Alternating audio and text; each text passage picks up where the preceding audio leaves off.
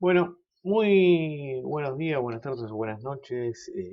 Primero C, bienvenidos de las vacaciones, bienvenidos a la segunda parte del año y bienvenidos a la segunda parte de la unidad 1. Es decir, como ustedes sabrán, nosotros ya pasamos por la unidad 1, empezamos la unidad 2, terminamos la unidad 2, pero dada la cuarentena mediante y los cambios que tuve que hacer por cómo proponer la clase, decidí justamente esta parte de de la primera unidad, darla después, una vez que ya tenga herramientas como para mejorar la clase, por el hecho que no es lo mismo dar geometría que dar factorización de enteros, etcétera. Bueno, básicamente esta segunda parte de la unidad.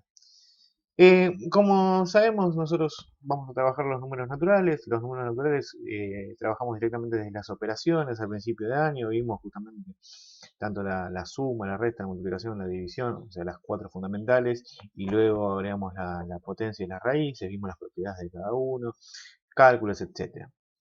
La cuestión es que la unidad 2 o la unidad 1 continúa directamente con lo que es la definición de múltiplos y divisores de un número, ¿sí? Con la definición de números primos y la distinción de los números compuestos, con la factorización de números primos y compuestos, o mejor dicho, así lo dice en en los temas de la unidad, pero es la factorización de números compuestos en números primos. Eso seguramente ya lo veamos no en esta clase, sino que en la otra, en la próxima semana. El múltiplo común menor y el divisor común mayor, o sea, el clásico MCM y DCM. También esto, si no es en la próxima semana, es en la otra. Y situaciones problemáticas al respecto. Todo esto viene en la segunda parte de esta unidad 1. Comenzamos directamente con la definición de múltiplos y divisores, la primera definición que aparece para esta unidad y para que entendamos justamente qué vamos a trabajar es la definición de múltiplo y vamos a intentar entenderla. Se dice que un número m es un número cualquiera siempre y cuando sea natural, como lo aclara acá el paréntesis último, ¿sí? Es múltiplo de un número n también es un número natural, si y solo si existe un número k que cumple que m es igual a k por n, siempre y cuando k también sea un número natural. Es decir, y esto es una expresión más matemática, más llevado eh,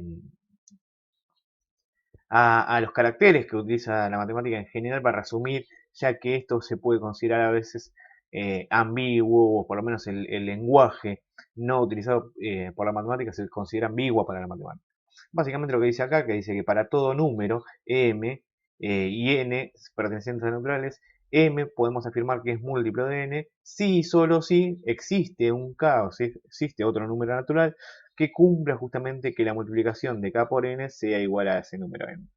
¿Qué queremos decir con esto? M, K y N son tres números cualquiera, siempre y cuando sean números naturales. Acá no estamos hablando ni de decimales, ni de fracciones, ni números irracionales, que eso lo vamos a ver en los próximos años. Bueno, la segunda parte del año y años posteriores. Pero básicamente vamos a dar dos ejemplos, ¿sí? Por ejemplo, el 21, según esta definición, es múltiplo de 3, ya que 21 es igual a 7 por 3. Es decir, existe un valor k, ¿sí? Ese valor k que nosotros estamos diciendo, ¿existe un valor entero que cumpla que al multiplicar al 3 de 21? Sí, efectivamente existe y es el número 7. Bien, con que demostremos que existe un número, ya eso es suficiente. Bien, para decir que el primero es múltiplo del otro. Mientras que, por ejemplo, acá viene la segunda oración, el 21 no es múltiplo de 2. Y eso debido a que, y acá se ponen dos ejemplos, que eso no es suficiente para demostrar, dice 10 por 2 es igual a 10, acá tendría que haber puesto 20, disculpen, fue un error que ahora lo estoy notando mientras lo estoy leyendo, y que 11 por 2 es igual a 22. Lo que significa que el valor por el cual se debe multiplicar a 2 para que se obtenga 21 tendría que ser mayor que 10, pero menor que 11. Y no hay ningún número natural que sea mayor que 10 y menor que 11. O sea que cumple esas dos condiciones a la vez. De manera tal que no existe ningún número entero que al multiplicarlo por 2 me dé 21. Es decir, el 21 no es múltiplo de 2. ¿Sí? Entonces acá no solamente damos un ejemplo de que sí es un múltiplo, sino también eliminamos las opciones de lo que no son múltiplos, para así comprender bien esta definición. Así todo, obviamente ese ejemplo que hicimos con el 2 no es lo único que vamos a hacer, sino que otra forma de hacerlo es por medio del algoritmo de la división. Básicamente lo que nosotros hacemos normalmente en el proceso de la división. Si el resto es mayor que 0, es decir, cuando hacemos la división, si el resto es mayor que 0, entonces ese dividiendo, ¿sí? Es decir, el número que va acá, no es múltiplo del divisor, o sea, el número que va acá. Es decir, supongamos que nosotros tenemos el número m, que queremos ver si es múltiplo de n. Esa división, supongamos que nos da un valor k, ¿sí? Y eso tiene un resto que será r. La única condición que tiene que cumplir r, obviamente, ser menor que n, obviamente mayor o igual que 0. ¿Puede ser 0? ¿El resto? Sí, puede ser 0.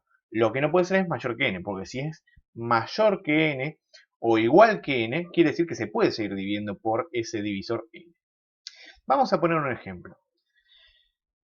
35 es divisor, perdón, 35 es múltiplo de 4. Bueno, hacemos la división y lo que sucede es que cuando dividimos 35 por 4, el resultado nos da 8, o sea, el cociente, mejor dicho, ¿sí? Pero el resto nos da 3. Entonces, lo que quiere decir es que 35 es igual a 8 por 4 más 3. De manera tal que R no es 0, o sea, el cociente no es 0. Por ende, 35 no es múltiplo de 4. ¿Sí? Eso es una manera muy lógica de ver si un número es múltiplo o no. Si hacemos la división y el resto nos da mayor que 0, entonces no es divisor.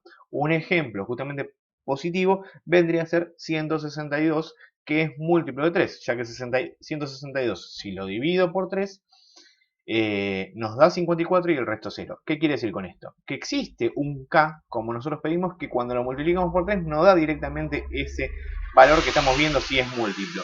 Y que no es necesario sumarle nada, es decir, le sumo 0, ¿sí? Y el resto es 0. Por ende, este cálculo es suficiente.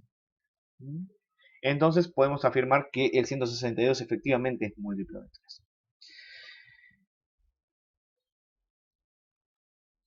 Vamos a dar una segunda definición que parece recíproca, ¿sí? Que es la definición de divisor.